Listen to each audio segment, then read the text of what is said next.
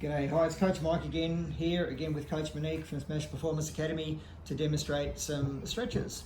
Don't forget to subscribe and watch some of the other content on the channel. Discussing stretching is guaranteed to cause an argument between coaches. Okay, I've based a lot of my stretches and guidelines from working with many coaches and sports scientists over the decades. If you disagree with me, that's fine. I suggest you download Shrier, S-H-R-I-E-R, research, and he has extensive meta-analysis of stretching research. All the speed power coaches that I know do what I do, or we all do what everyone else does. Okay, basically what we do in the squad is we do dynamic stretching for 5 to 6 seconds during warm-up early in sessions before we do speed work. Static stretching for 20 seconds or longer, that is at the end of sessions or in the evening or whatever, when you go home afterwards or on rest days. As sprinters and high performance speed and power athletes, we are very concerned with every last 1% of performance, and don't do static stretching prior to training or competition. We don't want to induce any micro tears in the muscles when exerting ourselves maximally and increase, even by the slightest, any risk of injury. Static stretching will also reduce maximum performance, and so we just don't do it, except afterwards. It is important to do, particularly with growing kids. James Zois from VU did some great research on this, which in my mind disproves guys like Mike Boyle who do static stretching early in sessions. I love Mike Boyle's work, but just don't agree with him here. Note that mobility stretches are different from static stretches. Okay, mobility is where we work a joint through a range of motion, where static stretching we hold a joint. Okay, again, you can argue what we are actually stretching: fascia, muscles, tendons, ligaments, etc. Not going there, don't argue about that because I'm not a research scientist. Okay, I'm a coach and engineer and various other things, but okay, I'm not a specialist in that area. Okay, I rely on other people to provide me with expert advice. Anyway, onto the stretches. That's enough with me waffling on. Okay, first of all, I normally like starting from the toes and working up to the head. As sprinters, runners, throwers, we do a variety of stretches. First off, we'll start with the calf. Okay, this is a good stretch you can hold. Body weight goes down. Again, 20, 30, 40 seconds per stretch. All right, we're just going to run through a range. If you have one side that's less flexible than the other, I suggest you do the tight side, then the loose side, then the tight side again, and maybe you'll catch up. If you're bone on bone, well, that's not going to help, and you probably don't need to stretch a lot. I think if you've got any hypermobile athletes, they may not need to do a lot of stretching. All right, kids, when they're in their peak growth, you do need to do a lot of stretching, okay, because hip flexor and hammy injuries can become quite common during that period. Okay, another couple of stretches for that too. Bent knee and straight knee can just show us a couple against the wall. Again, you don't need to do every stretch every time. Okay, so standing up, toe against the wall, that's it. Okay, so do the straight leg version and move foot back a bit, flat on the ground, and do the bent knee version. Okay, some people don't feel that very much. Okay, certainly I think the other one is more beneficial, but in case you are tight in the area, you may need to do that stretch. Moving up to the hammies. Okay, so just sitting down. The easiest one that everybody does. Okay, you certainly should do a single leg, not double leg. Reach forward and with one hand. Then if you're a little bit more flexible, okay, a lot of those dancers and gymnasts do crazy things with their hammies. Okay, and if you're, Monique, you just lean over, okay, and grab the foot. Okay, now with your head up, go pull it tight and stretch it. Okay, now tuck your head down. Okay, if you feel that and it really starts tingling a lot more, okay, obviously muscles in the area of stretching go between the hip and the knee, but nerves go all the way from down the spine, around the bum, and back of the hammy. So if you feel that tighter, you may have maybe neurally tight. So you need to do little 1 second pulses on that, okay? Otherwise you might tear that nerve, which is a bad thing, okay? So do just little 1 second pulses. So 1, 2, 3, yeah, okay? So you back off a little bit and then pull it tight, okay? Now, you could argue there, were you stretching the hammy or the back or the shoulder, arm, whatever, how long can we reach? So you may be better off doing some isolation hammy stretching. So lying on your back, one leg out, not with that yet, okay? Monique, not with that yet. Okay, so one leg straight, okay, and the other one, and we pull it back behind the other knee, and now okay, so we're straightening that, and now we try and straighten the leg. You really feel that one, don't you? Okay, so we're pretty much guaranteed to be stretching the hammy there too. All right, it's sometimes beneficial to pull the knee right up into the chest with the knee bent, okay, and it's still going to be useful. That's a bit of a glute stretch, that one too. Now you can now use the stretching band thing, whatever. But you could equally use a piece of rope, okay? So you're there, and you're just gonna pull it up. Other leg straight, that's it. You just pull it up towards you. Okay, that's a good stretch too. There's a good version where you sit in a door jamb, in literally that position, and your one leg's through the door, and the other leg is up on the wall, okay? There's some good hammy stretches. So groin.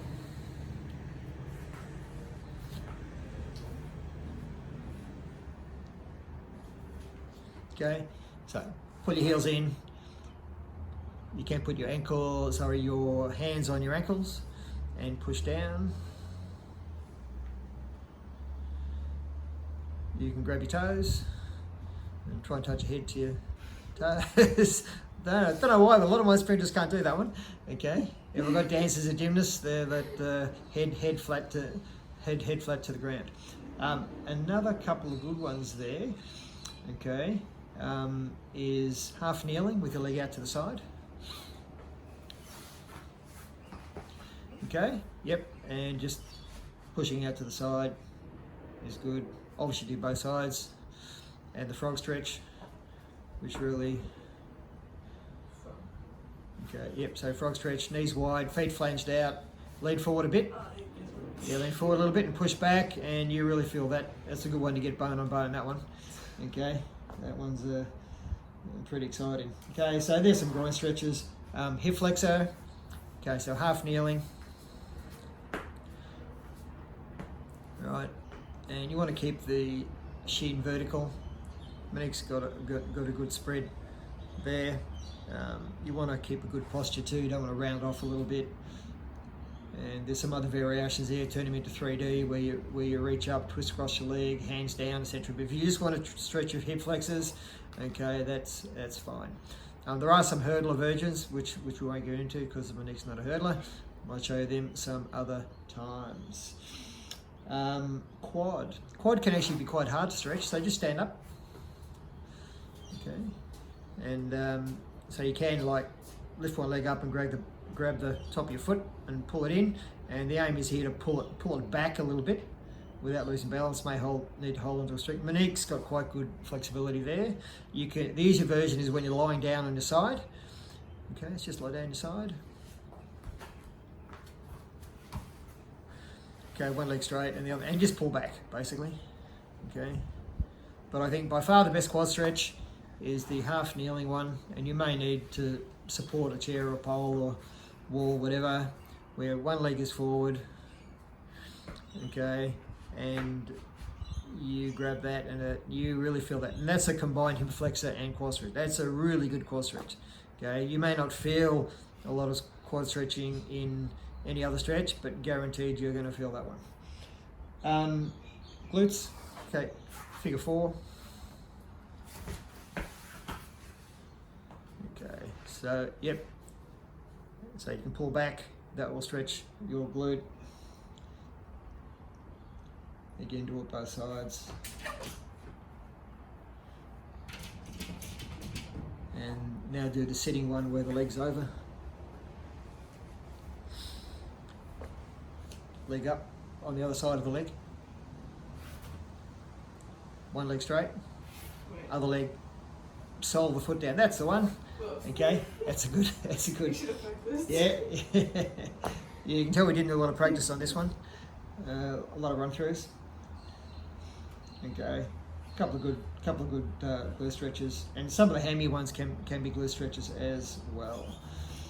You can also do the twist to the side one. So put your right arm on the, yeah, that's it. You can do that too and twist around. Just a little bit of a variation. T-spine.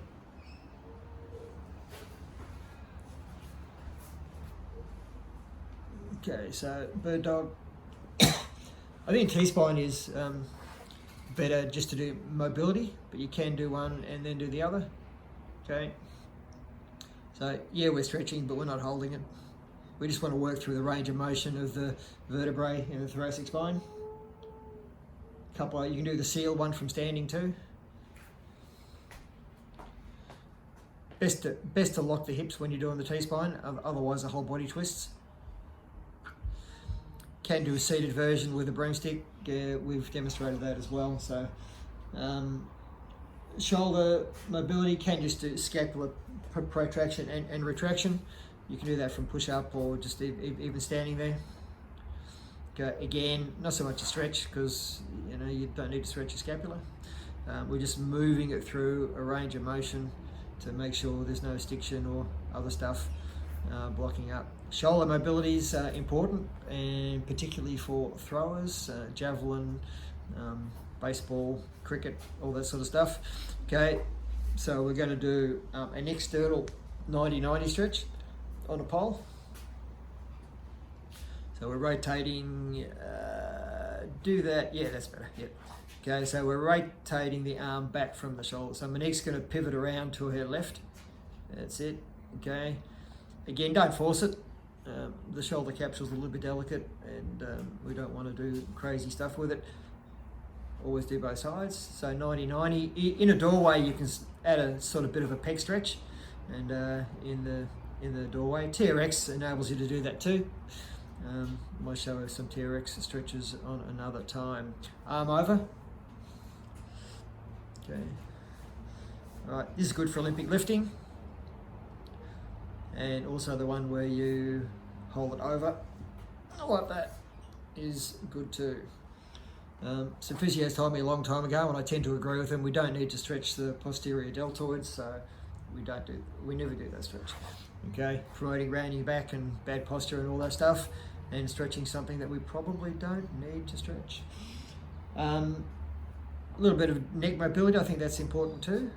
The neck, the skull sits on a bit of a protrusion in a little socket there, and we don't do any rotary movements, so we just do single plane motions.